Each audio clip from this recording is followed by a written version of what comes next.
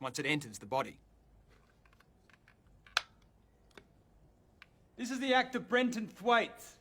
He's very kindly volunteered his body for the following demonstration.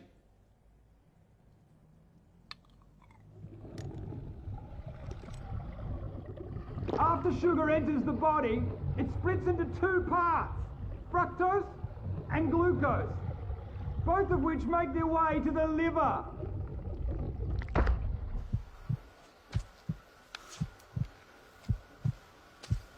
Now, once in the liver, the glucose is dealt with efficiently. It's either used immediately for energy, or it's stored for later, like a spare battery. But the fructose half of sugar is very different. The liver doesn't have a system to regulate the fructose because it was so rare in nature. So it hoovers it out of the bloodstream whether it needs it or not. And if all our spare batteries are full, then it rapidly turns it into fat.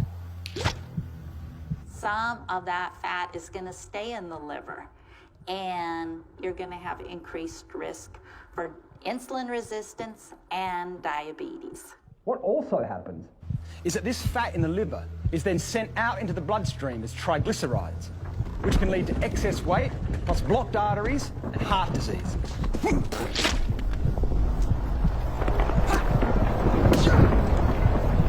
Now, when we're eating lots of sugar and other carbohydrates like bread and pasta, we're producing lots of glucose.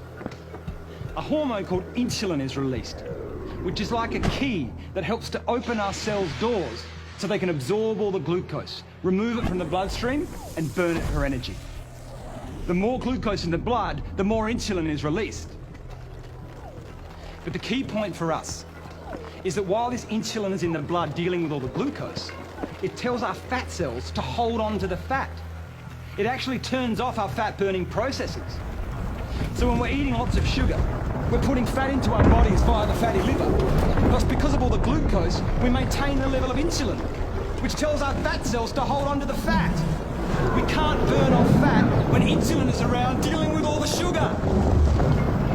This is what may be happening to a huge number of the population.